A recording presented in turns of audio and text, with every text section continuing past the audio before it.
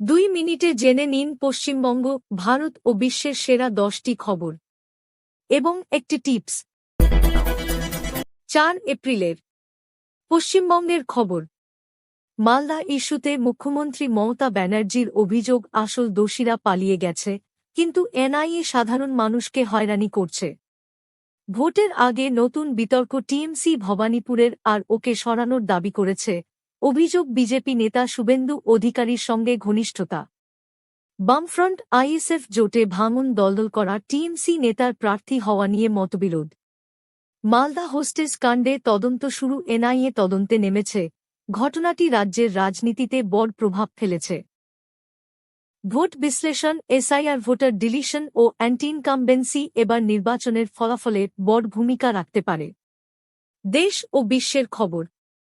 রাঘব চৌধুরীর মন্তব্য, আমি সংসদে প্রভাব তৈরি করতে যাই, হট্টগোল করতে নয়। বিদেশমন্ত্রী এস জয়শঙ্কর দাবি, বিশ্বব্যাপী সংকটের মধ্যেও ভারত শক্তভাবে পরিস্থিতি সামলেছে। সুপ্রিম কোর্টের বড় রায়, কর্তৃত্বের সঙ্গে জবাবদিহিও জরুরি। ব্যাংক ম্যানেজারের বরখাস্ত বহাল রাখা হয়েছে। রাহুল গান্ধীর অভিযোগ, সরকার ভিও অ্যাপের মাধ্যমে বিদেশি নজরদারি লুকোচ্ছে, এতে জননিরাপত্তা ঝুঁকিতে।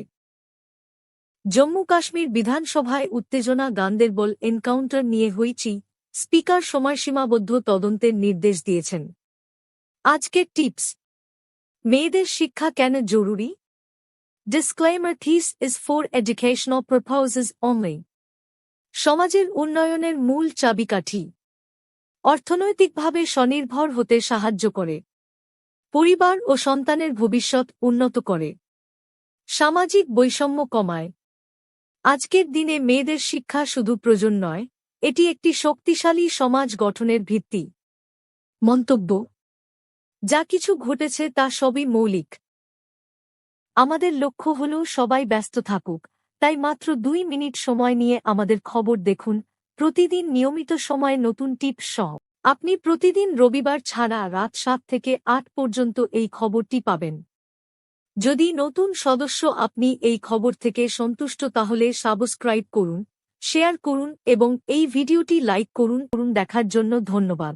বাংলা নিউজ আপডেটে আপনাকে স্বাগতম।